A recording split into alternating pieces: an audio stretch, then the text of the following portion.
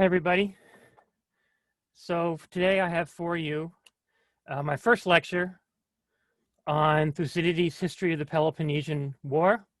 I know I've talked about the Peloponnesian War quite a few times already because it's an important backdrop to the things that we've already read. Certainly the two Plato readings and Aristotle, and to understand some of the ideas and viewpoints of Plato and Aristotle, I think it's helpful to understand the Peloponnesian Wars as the backdrop. So I already gave you some basics. What I'll start doing here is talk a little bit specifically about Thucydides as a historian and what we know about him, which is not a whole lot. And then I'll talk about the origins of war, which I believe was chapter 2 of what you were to read in the first segment of reading here, and kind of go over that with you to make sure everybody feels like they can understand, what was going on here, who were the different players in the war, etc. And then I'll talk a little bit about the discussion questions that you're going to have to, you'll be doing after our short break that we have in the middle of the week. So Thucydides' History of the Peloponnesian War. It's the only sort of major writing we have from Thucydides. We're not reading all of it, and you could tell from the reading that this is an edited volume of Thucydides' writings by Paul Woodruff. It's also his translation. And what he's done is to try to pull out sections of the text that highlight issues that he thinks are particularly important to understand some of the major themes of the war, to understand what was, again, what some of the history, what Thucydides might have been trying to tell us as a historian, what he thought were important issues to address. And you can see that Paul Woodruff has pulled out justice, power, and human nature as his three main themes for the sections of the history that he's provided for us.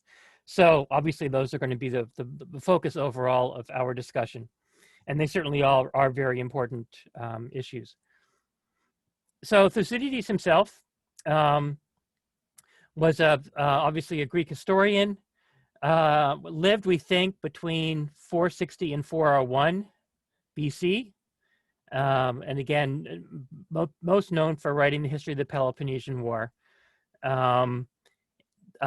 Peloponnesian refers to the Peloponnesus, which is a particular part of Greece. I'm going to pop up here a map and just show you that briefly. I'll probably a couple more times pop up this map because I think you'll find it helpful.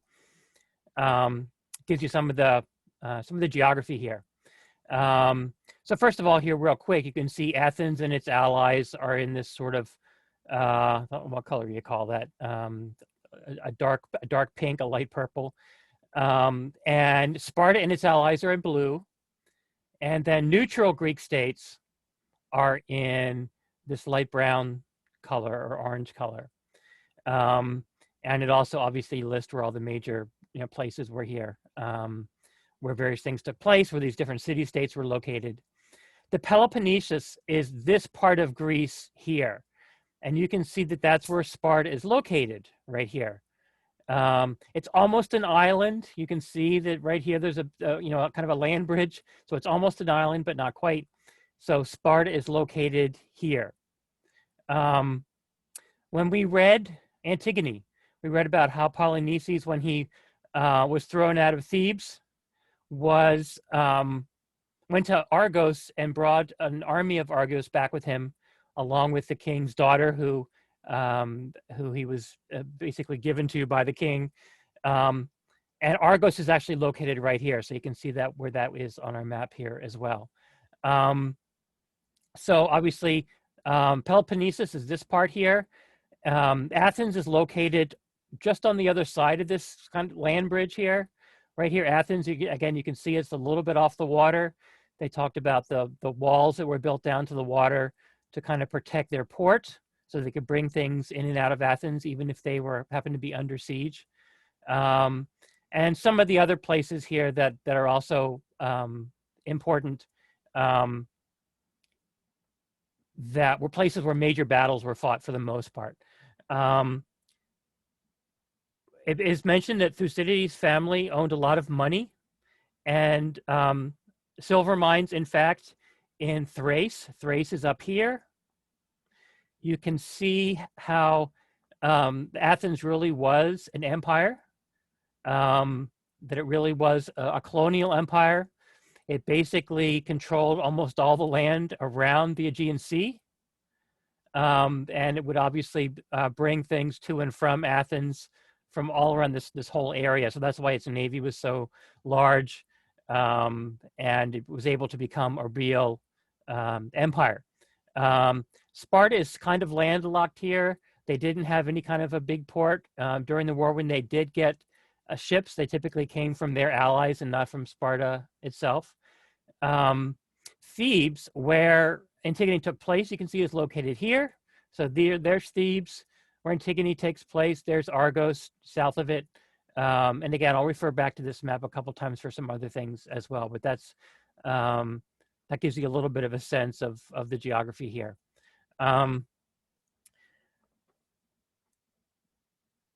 We know that Thucydides' grave is located near the Athenian Acropolis because another great historian, Plutarch, saw it there at one point when it was still a marked grave that had his name on it where you could sort of locate it. Obviously, that's not the case anymore. About Thucydides' education, we don't know a whole lot, although it seems like he really was well educated. He did study philosophy. We also know in particular that he studied with sophists in the sophistic movement, which again was something that was somewhat controversial because of the kind of the new ideas the sophists introduced, their brand of relativism, their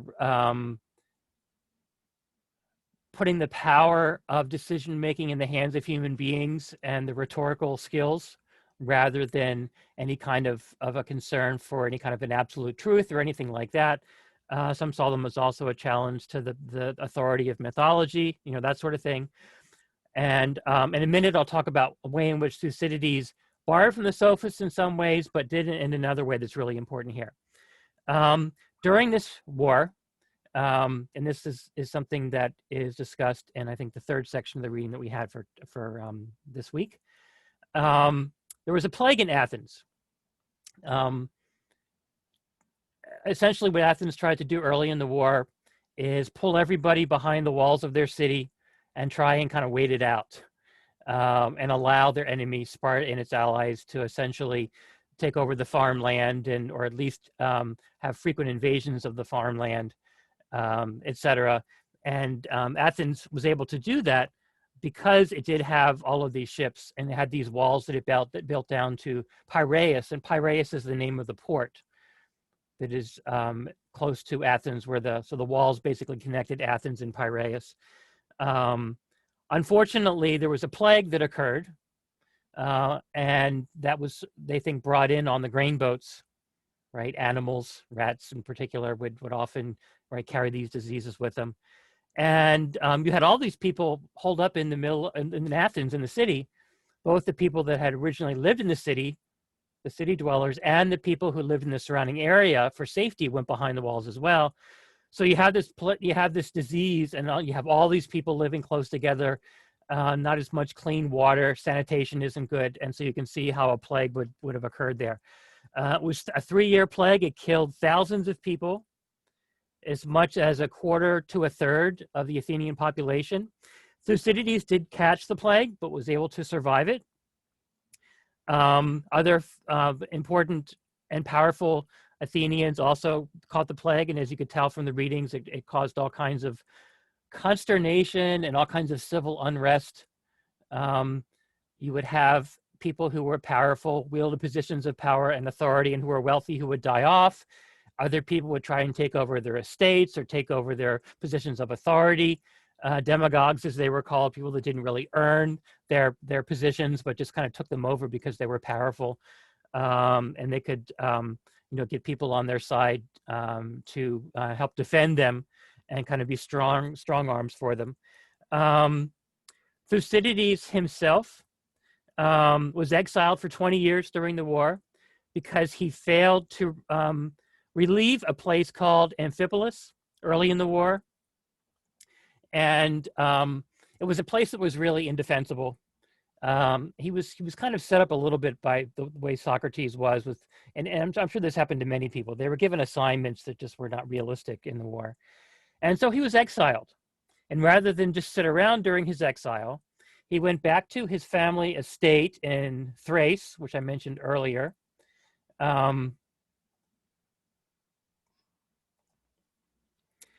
Here, north of the Aegean Sea, and wrote the history of the war, which he could kind of do from a distance. Amphipolis, which he had been given to defend, was right here. So he's not able to defend Amphipolis. He's told that he has to go and essentially spend 20 years in exile in Thrace, and Thrace is up here. So he wrote this history while he was there. So his leisure time gave him, the opportunity to write the history of the war. He does mention himself a couple times in the story. He refers to himself in the third person as a general. Another important issue with Thucydides is his relationship with Pericles, right? Pericles being probably the most famous Athenian ruler that we know of over history in any case. He didn't rule for the longest period, but he ruled in an important period. And that was the period after Athens and much of the rest of Greece helped to defeat the Persians. The Persian Empire was over here on the east. The Persians twice invaded Greece. The Grecians were able to fight off the people of the Persian Empire, but Persia managed to destroy a lot of these city-states, or at least damage them severely. Athens was damaged severely. In fact, in the second invasion of Athens, they realized that they could not hold out against the Persians. This Persian army was huge, and there's stories of it as it kind of marched up here over Thrace and down into Athens, that it basically would, drank the rivers dry and killed all the animals, and there weren't any crops or anything else left to eat. And because this was an army of millions and millions of people, they didn't have the same kind of armament because they didn't have the wealth that many of the people in Greece had, but they had numbers in their military.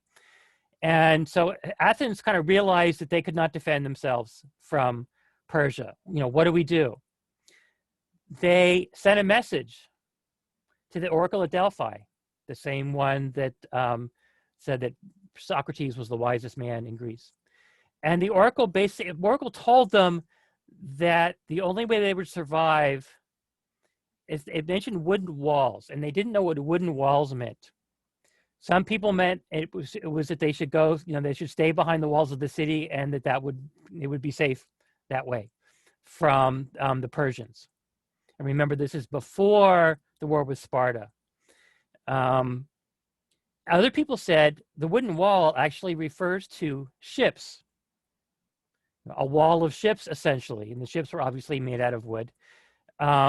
The leader of Athens at the time, that's the interpretation that he gave to this wooden wall idea. I think most people believed they should go behind the walls of the city. He believed it meant that they should use their navy.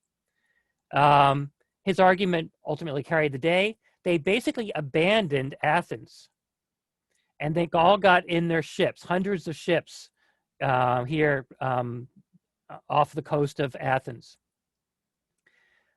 What they were able to do eventually is lure the Persians onto the water. The Persians had a navy too, that it was not as modern a navy, but they kind of forced the Persians, if they wanted to destroy the Greeks, they would have to do it on the water.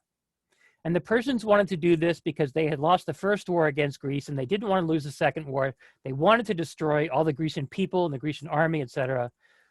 So Athens was able to lure them onto the water, the Persians, where it defeated them.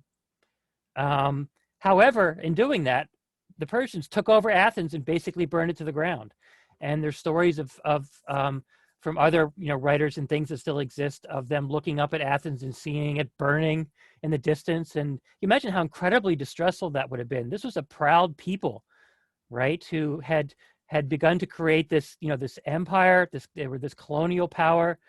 They really thought a lot of themselves, and rightly so in many ways. And to see their city, Athens, burning, it was just horrible for them. Pericles, who was the ruler during the Peloponnesian War, who I just mentioned, he did die of the plague, unfortunately. And again, that creates a power vacuum, and there was all kinds of unrest that created that's discussed in what we're reading. But Pericles was the one who rebuilt Athens after the Persian second invasion. So the Parthenon, the Acropolis, the Temple of Athena, right? Those were built during this great period of great wealth, because essentially what Athens did is it used its defeat of Persia to expand its empire, as was discussed again in the reading.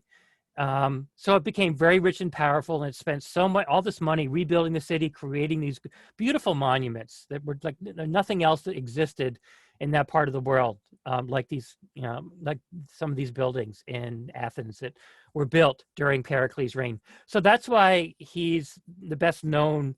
I mean, if somebody knows anybody, the great rulers from Athens, it's probably Pericles is the name they'll identify. But unfortunately, again, he was killed during the epidemic. He survived it for a while, and then eventually it really just destroyed him. Thucydides, as a historian, one of the things that's really important about him is that he really tried to be what we would call objective as a historian. Even though he was from Athens and really respected Pericles as a person and what Pericles had done to rebuild Athens, he had to be objective as a historian. And this, again, he's viewing what it means to be a historian in an all new way here, where you are not just trying to be an apologist for your own people.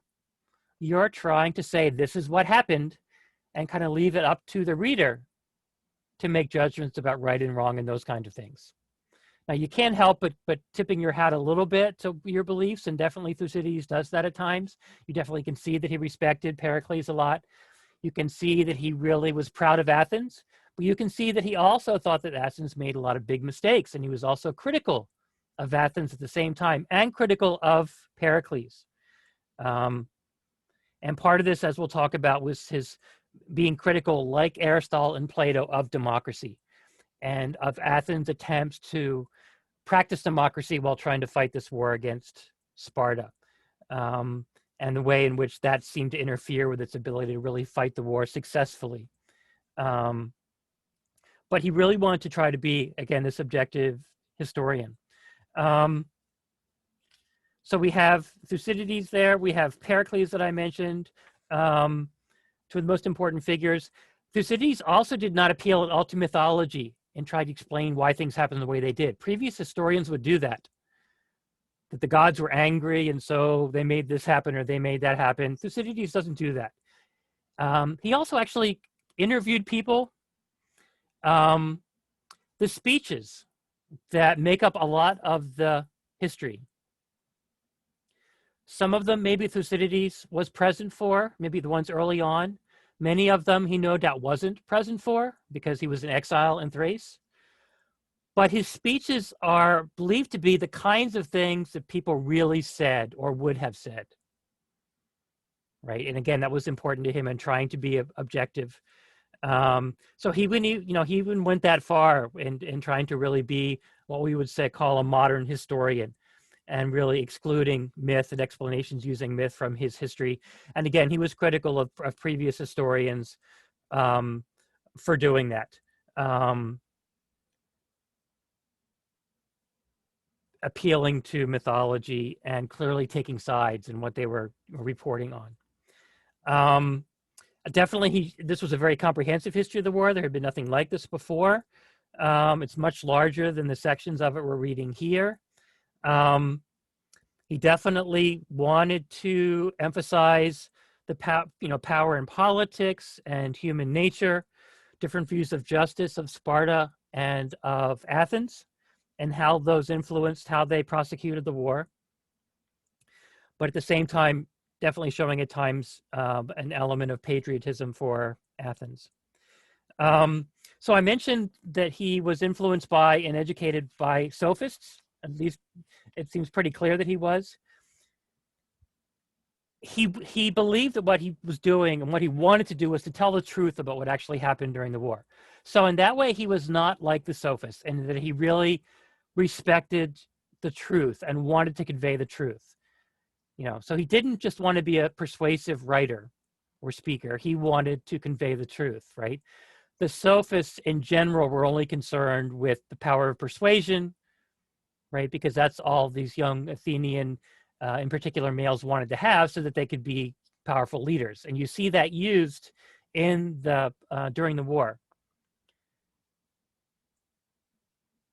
But Thucydides uses the sophistic method with the way in which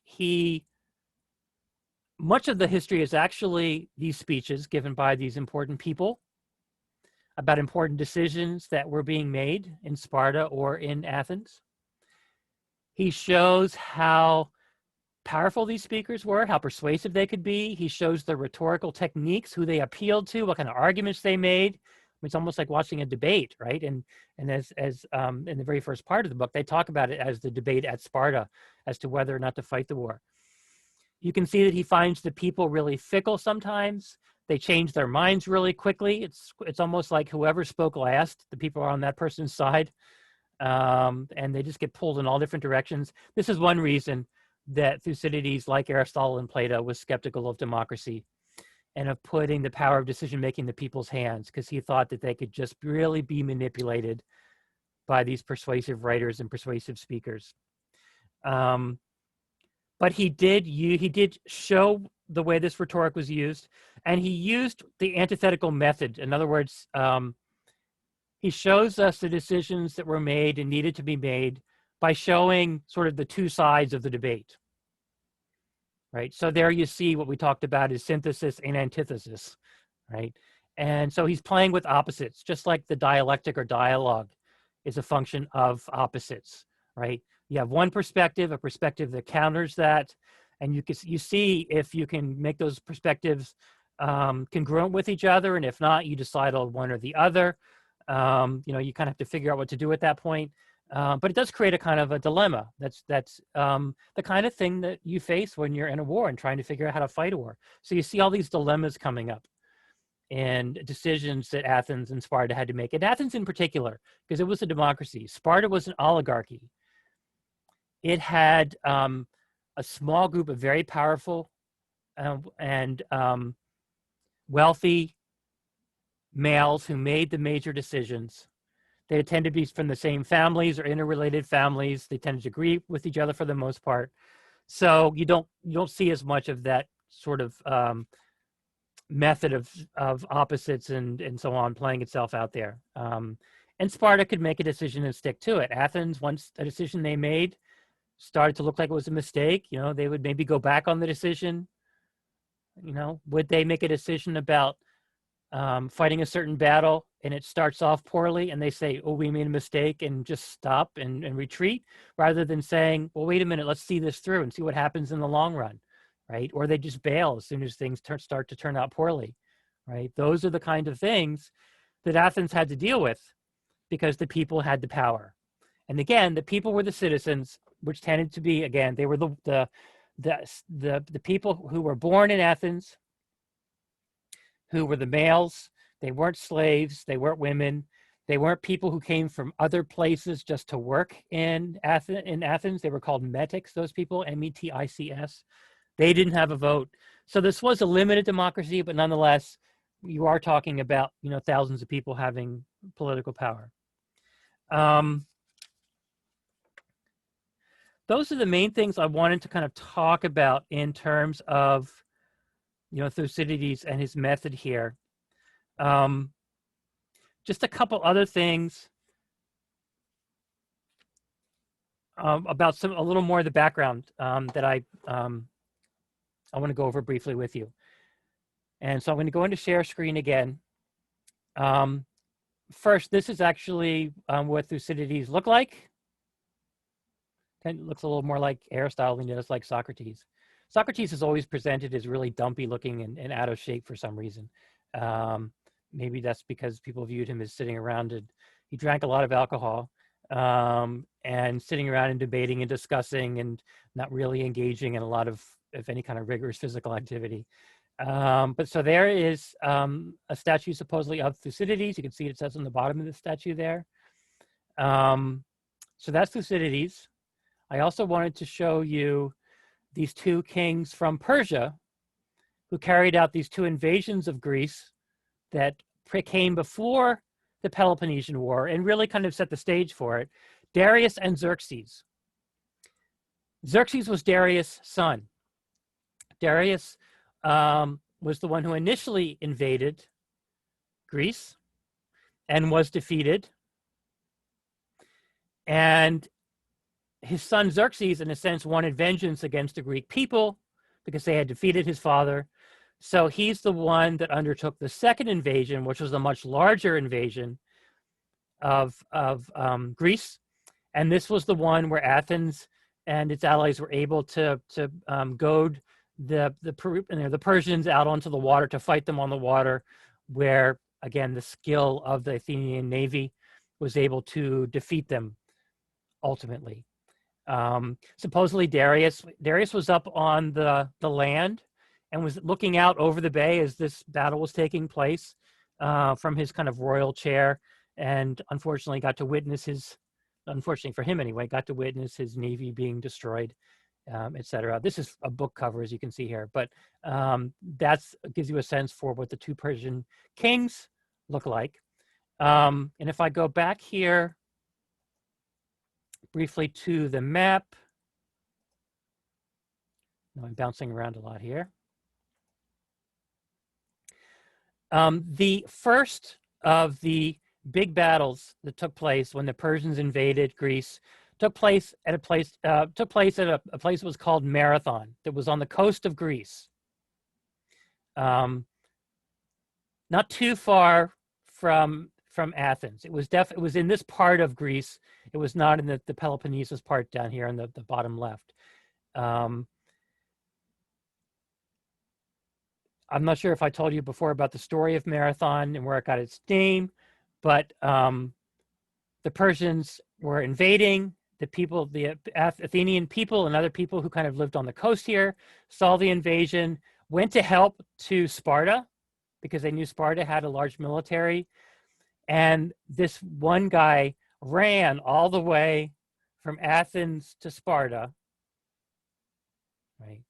Which is like well over 100 miles. And this is all mountains and rocky and whatever. I mean, it's just a horrible, it's not like running a typical marathon course. And he was able to do this in like a day and a half or 2 days or something crazy like that. Got to Sparta and said, will you help us? We're being invaded. And eventually, if we're defeated, you're going to be defeated too. And the Spartan said no after the guy ran all this way. And so I guess he ended up walking back to Athens, and he assumed that they had been destroyed because this Persian army was huge. Actually, the Athenians and the people that lived in this part of Greece, and you can see this part is called Attica, this part of the landmass of Greece here. The people in Attica were actually able to defeat the Persians in a big surprise. They really came to the fore. All the people in that part of Greece took up arms, even if they weren't soldiers, because they knew that otherwise they would be defeated, and were able to defeat the Persians. And that was Darius. Later, Xerxes comes along, the son of Darius, and the second invasion, that was the one that I talked about, where they were defeated on the water. Just a couple other things. You may have seen the word Lacedaemonians referenced in the text. The Lacedaemonian people, and it names a certain cultural group, essentially were Sparta and its allies, especially the allies from this part of Greece. Now, they also did have allies up here, as you can see from the map, but essentially from this part of Greece. So when you see Lacedaemonians mentioned in the book, they're typically talking about Sparta and its allies. And when they're talking about the Peloponnesus, they're talking about this part of Greece. They also refer to the Peloponnesian League.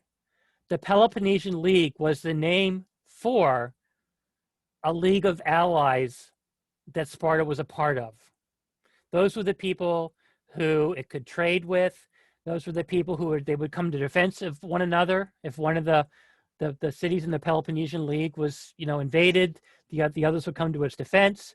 So it both served kind of economic purposes and also kind of military purposes. So the Peloponnesian League is essentially Sparta and its military allies. You'll also see in the text referred to as the Delian League. The Delian League was Athens and its allies, right? Delos is actually located right here. So the Delian League, Athens and its allies, the Peloponnesian League, Sparta and its allies. You also see these people being referred to as Lacedaemonians, and you can basically use those interchangeably. This part of Greece is known as the Peloponnesus. This part of Greece is known typically as Attica. And I know that's a lot to keep straight, but hopefully that when you're reading about the different places, hopefully that will be, that will be helpful. Delium, which is referred to frequently, is up here. There's some other places that you'll see referenced. Corcyra is referenced early in the text.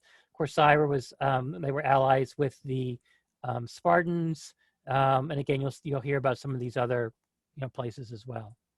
I think that's it in terms of what I wanted to cover in terms of the geography and the peoples. And just real quick, so you can get a sense for what these the militaries really looked like at the time. I'll show you briefly what an infantryman looked like. Right, so the main body of the soldiers, they had spears, swords, they had large shields, they had some armor. Definitely, the Spartans and the Athenians would have had more armor than the Persians who invaded them previously, who just didn't have the money for armor, and definitely also Sparta and Athens had the metallurgical knowledge to create these things. They had access to the raw materials that they needed. You'll sometimes see the word phalanx, which is spelled with a PH, phalanx, referred to. That's when you kind of, the soldiers are all stand together, kind of shoulder to shoulder, and they'll put their shields together to make kind of a wall.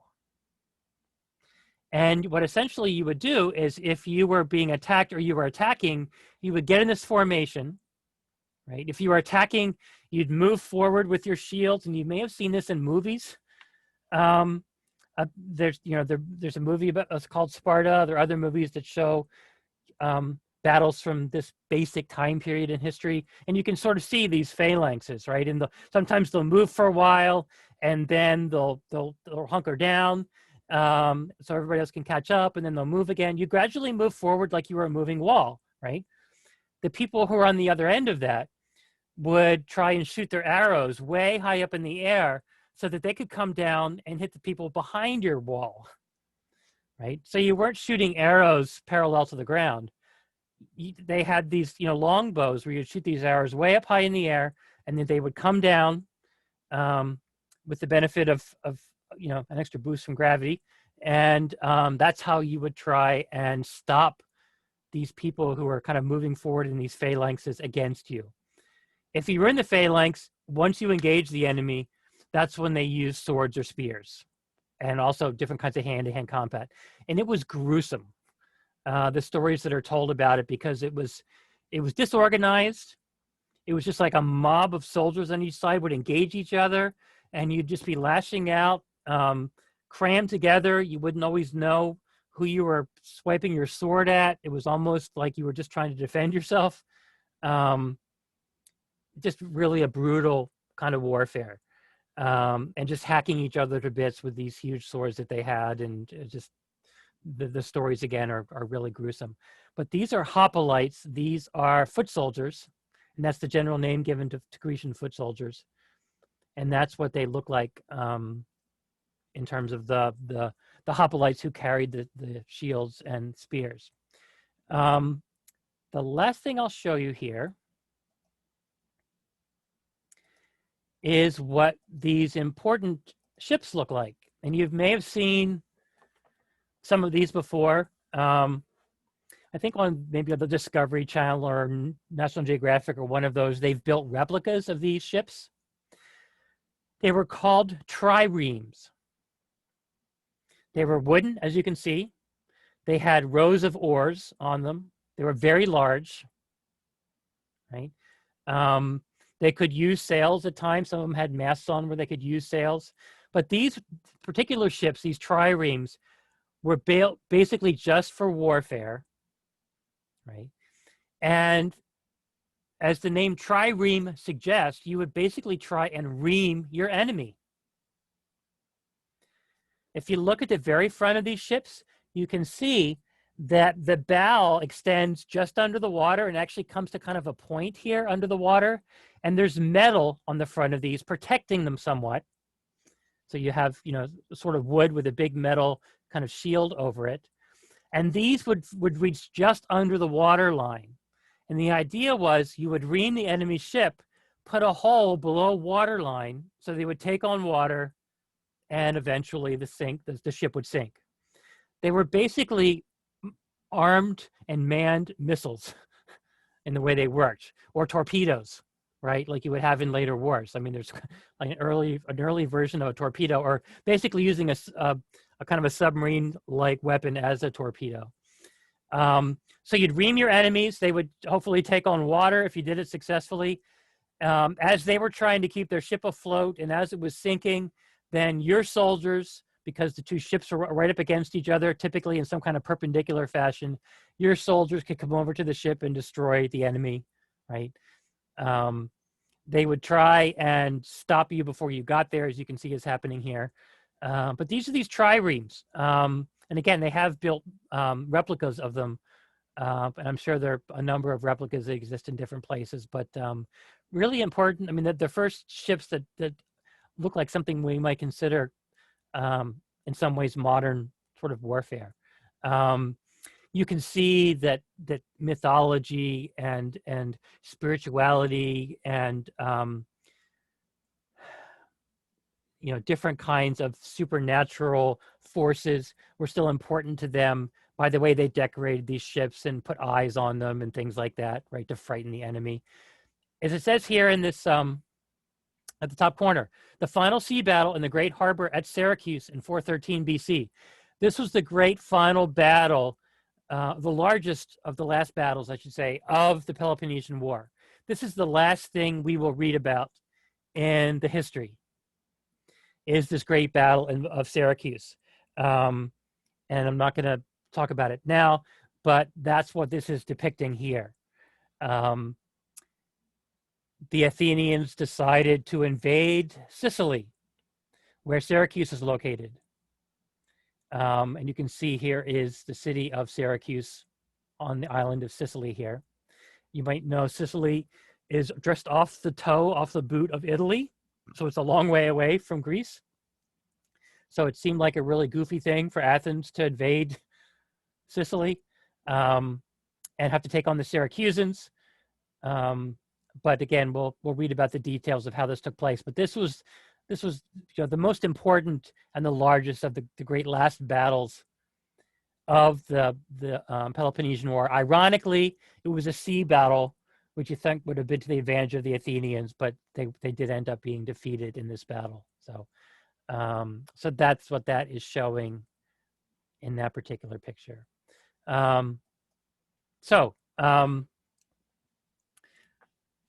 There are in the text maps that you might look at yourself.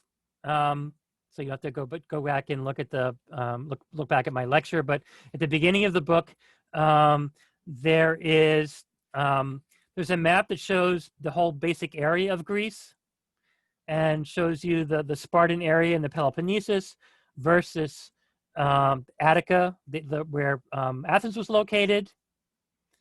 There's a second map that actually is Syracuse and just show this final battle.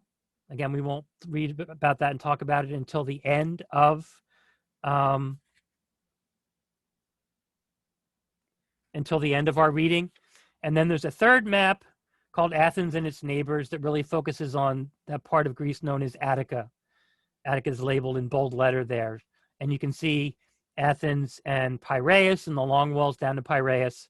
One other thing really quick is you'll see sometimes the word Hellas used, capital Hellas, Hellas. That refers to Greece. It's just another name.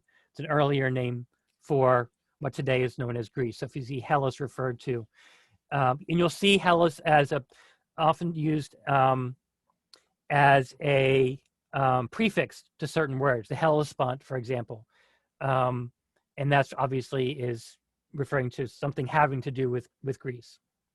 So the last thing I wanted to do here is just talk about the origins of the war in the second part of the reading that we had. The first part basically goes over what I just went over in terms of, the defeat of the Persians, the way in which Athens used its defeat of the Persians to create this big empire, which you could see with the map that I had, put up for you there. So just briefly here, there was, it began for the most part with a debate at Sparta. And Sparta and its allies, under the leadership of the Corinthians, and also people from Corinth, as well as Corcyra. Corcyra was a colony of Corinth. And remember on that map, that was way up northwest of Sparta. Basically came to Sparta and said, Athens is becoming really powerful and too powerful. And it is becoming too dangerous, too powerful. And we, your allies, Sparta, we really feel vulnerable to Athens. That it could easily get powerful enough that it could invade, Western Greece and southwestern Greece and essentially, take over all of Greece. That was the worry. And, was telling the Spartans that they were basically sitting around not doing nothing while everybody else was feeling threatened, and that they needed to act. They needed to do something, right? The Peloponnesian League, right? The League of Cities that were a part of this organization with Sparta, really needed to do something about the Athenians. So there was a series of speeches. The first one was by the Corinthians. The second speech was by some Athenian officials that happened to be in Sparta. They were actually there on a different kind of mission. It was like a trade mission or something, nothing to do with the war or anything like that. But they happened to be there as the Corinthians were there talking badly about them. So the second speech, and again, this is this dialectic back and forth, the second speech is Athens. Then you get a third speech, which is by the person who was essentially the leader of one of the most powerful oligarchs of Sparta, named Archidamus. So he gives the third speech. And then there's a fourth speech by a person who is known as an ephor.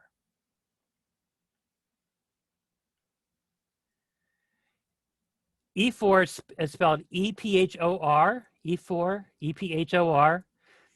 Ephors, their job was to carry out the wishes of the Spartan kings or oligarchs. That was basically their jobs.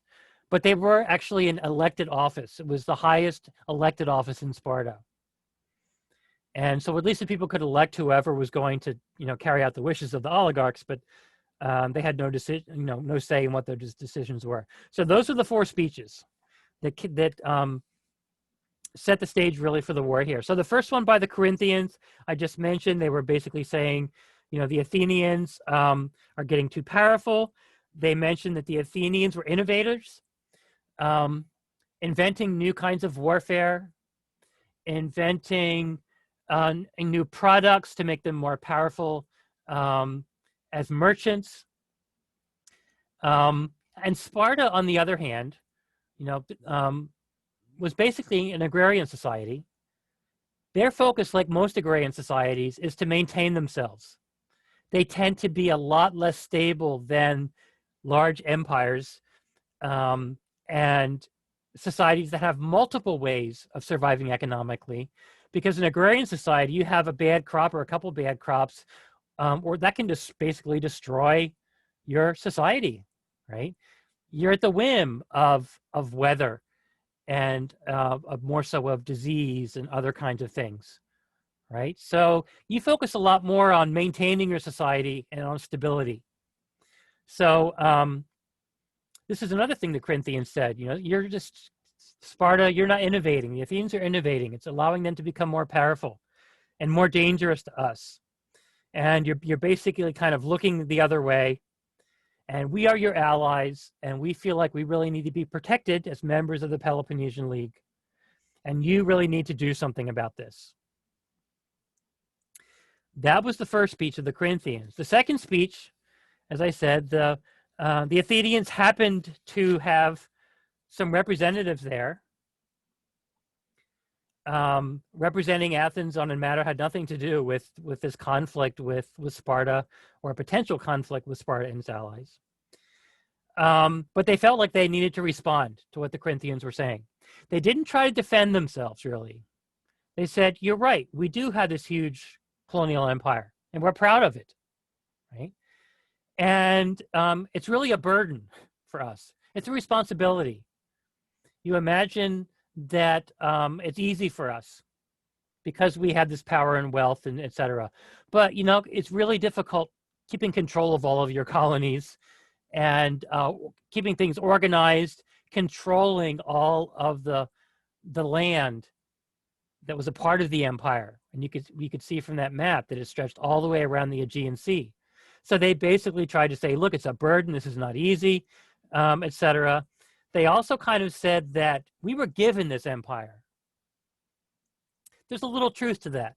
During the Persian Wars, a lot of these city-states came to Athens because, again, it had this huge navy. It was very powerful and said, help defend us.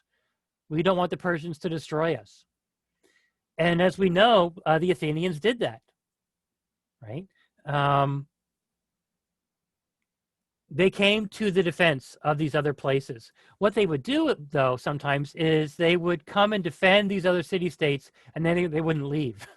And they'd say, okay, you know, we're going to stay here, and eventually, you know, gradually, the people would realize, hey, we become a colony of Athens now, and we're under their control. And, you know, if you felt like you survived a war and you thought you were going to be destroyed, maybe you would put up with that. But after a while, if you're worried that you were going to lose your own culture, and a lot of these city-states, they spoke some of their own dialects, they had different cultural backgrounds, different origin stories about where their people came from, they were worried they would lose that, right? If they would lose their identity and who they were, they would just become Athenians over a couple generations. They didn't want that to happen, right? But the Athenians said, look, we were basically given this empire. If not, we could say that we earned it because we came in defense of all these people who have otherwise wouldn't even be here. They would have been destroyed if it wasn't for us. The third thing they said is, if you invade us, you'll be sorry. We are very powerful. We do have a huge navy. We are very wealthy. We do have resources all over the place. We can also hire mercenaries because we have a lot of money. We can force all of our colonies to provide soldiers to help us in our fight, right? To help us in our battles against you. The part of that was a little disingenuous was the fact that ultimately, and you can see this a little bit from the map, in terms of Greece itself, more people were on the side of Sparta than on the side of Athens, right? Because so many of Athens' colonies and the land it controlled was north and east of the Aegean. It wasn't in Greek proper, right? But farther around the Aegean, over into where the Persian Empire, almost the extent of the Persian Empire, right, where it began, right? So you're kind of moving over into Asia. So ultimately, the Spartans actually had more allies, but their allies didn't have the wealth that Greece's colonies had. And because they were tended to be more from landlocked cities and city-states, they didn't quite have the same kind of naval power, certainly, that Athens had. They did have some. The naval power that Sparta was able to get to help fight its cause, along with the Peloponnesian League, did come from some of the places that were part of the Peloponnesian League that were close to the coast and that did have ports, etc. So it ultimately did have more allies. There were a lot of people worried about the expansion of Athens. You could understand why. But Athens basically said, look, we're more powerful than you, and there's no way you can destroy us. So you'd be making a big mistake. The third speech is the speech of Archidamus, who again is one of the oligarchs, one of the kings of, essentially, of Sparta. And he really urged caution. He seemed to heed a little bit what the Athenians were saying and say, Corinthians are right. Athens is becoming too powerful. We do need to keep an eye on them. We have been neglecting our allies and not keeping a close enough eye on Athens. However, we're not ready to fight them yet. If we tried to fight them now and start a war now, we would be defeated. We need to take some time and prepare ourselves. So in a sense, arm now for fighting later, right? But he really urged caution. It makes sense pragmatically, but you also have to remember that Sparta in particular was a warrior culture, right? What we know about Sparta and the Spartan people, think of those competitions, those kind of reality show competitions that are based on Sparta and the kind of training the Spartan military went through. You could see imagine how well-trained a military they had. Women in Sparta also had to train to fight off enemies. That was a huge focus. It was basically a warrior society. So for Archidamus to say, yeah, we got to be careful here, we got to be cautious and prepare for them, that didn't sit well with a warrior society that wanted to view itself as ultimately invincible, right? As intimidating maybe as the Athenians would have been. So even though pragmatically what Archidamus said made sense, to a warrior society, you can see where some people would have been skeptical. Then we get the fourth speech by this ephor. What the ephor basically says is kind of what I just hinted at. He knows that it's, Sparta is a warrior society. He knows that the people don't want somebody to tell them that if they undertake a war with somebody else, they'll be defeated and they're inferior. Anything that suggests they're inferior or might lose a war, especially with Athens, which had obviously sort of become an enemy, just because both of those societies have become so powerful and had these so many allies between the Delian League for Athens and the Peloponnesian League for Sparta. What the ephor basically says is, look, if we arm now and take time to prepare until we feel like we're ready to start a war, Athens will be preparing too, right? They'll know that we're preparing for war. We can't hide the fact, right? Word will get back to them, and we'll just be in worse shape if we wait than the shape we're in now, right? So he actually really encouraged them not to wait, but to make a decision and start to figure out how they actually wanted to fight this war. There had previously also been a treaty between Sparta and Athens after the Persian War and some previous conflicts that they had. And there was also a question here of whether or not the Athenians had basically broken that treaty because it had started to threaten certain members of the Peloponnesian League, right, of the league that Sparta was a part of, including Corcyra, for example.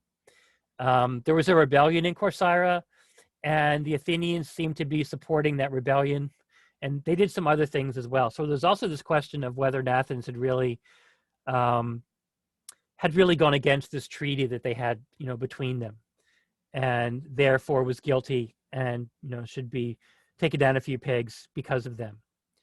So the decision of the assembly ultimately is to, fight this war. They've got to figure out, how to do this. It's nothing they could do, super immediately. But it was really the, kind of beginning of the war and the decision really to fight the war. Just like the Athenians sometimes appealed to the Oracle of Delphi, the Spartans also did, in terms of whether or not they should go to war, and received an encouraging reply from the Oracle of Delphi. So you can again see how powerful this oracle was, right? They lived at a pre-scientific time when things happened in nature, things happened in the world that you couldn't foresee. Things that seemed to be all powerful, that humankind could not defend itself against. You wanted to try and understand what that power was, where it came from, right? That's in part where mythology comes from. That's where things like this oracle come from, right? And if you can try and understand it, the source of earthquakes and tornadoes and plagues, and all these kind of things. And obviously for Sparta, the weather and nature was really important for an agrarian society. You can see why these people appealed to things like an oracle, and you can see why they wanted to be on the good side of the gods as well, right? And we know, obviously, the god that was kind of the patron god of Athens was Athena, right? And there was this temple of Athena. Some of it still exists, but this huge statue of Athena that was in the in this temple had all these jewels all over it. I mean, if it still existed today with all the jewels on it, it would almost be beyond being able to put some kind of a price on its value. Just incredible. And so they also would want to appeal to their gods or goddesses and get them to support them in these, in these battles. We'll see this again coming up when we see the Siege of Troy, which we'll look at a little later in the semester, and the Trojans and their gods. The patron god of a place, here's essentially the way that functioned. It was believed that these gods could take human form. And when they would take human form, sometimes they would actually help fight on your side or support you in one way or another. And so they would take human form, and supposedly they would have armor or something like that they would keep in whatever the city was, right? That they were the patron for. When they took human form, the story would go that sometimes they would actually mate with typical mortal human beings and have offspring. And these offspring would be known as demigods. Demi means partial or half. They would be half gods. These demigods also become an important part of mythology. And again, we'll see them a little later in the semester. There are lots of famous demigods in mythology. But these demigods were half human, half god. And typically, they were from when these gods would take human form and mate with human beings. And sometimes because of that, the human beings they would mate with will also become immortal, and there's all kinds of perspectives on the mythology, interpretations of the mythology that kind of go along with that. But that just goes to show you how important these gods were and this mythology was, and why Athens would have spent probably the equivalent today of, I don't know how many millions of dollars on this temple to Athena, to their patron goddess. I think that is basically all I wanted to do for today. You don't have an assignment for Wednesday because we have Wednesday off. And I gave you in the syllabus several days to read this part of the text. So if you're not done with it yet, please try to catch up. You do have discussion questions coming due at the end of the week. There are 4 sets of discussion questions that you have due. And those questions have numbers under them just because that's the way they were organized originally. But essentially, it's 4 question sets. The first question set is Pericles' war speech. The second, Pericles' funeral oration. The third one is the plague. The fourth one is Pericles' last speech. So in the assignment to answer these questions, we'll use our same group numbers for now. We'll probably switch after the midterms. So group 1 people, again, do the first set of questions, Pericles' war speech. Group 2, Pericles' funeral oration. Group 3, the plague. Group 4, Pericles' last speech. Group 5, you can decide which of those 4 you want to respond to for that assignment. What I will do in my next speech is try and follow up on some of those questions. As I did previously, I'll send you the responses to the questions with some of my own annotations on your own responses, just to make sure that, again, people feel like they've understand what's going on here. These particular discussion questions were developed particularly for our course text. So you should be able to find the things that these questions sort of ask for here. And so hopefully that will make things a little easier than they were with the Plato and the Aristotle readings when we were using, again, online editions of those texts. Even the page numbers referred to in the discussion questions are the correct page numbers from our edition. So again, should make things easier to find for you. I think that's all I wanted to mention at this point. I know this is a lot of reading and it's dense reading, which is why, I gave you a little extra time to get this particular section of reading done.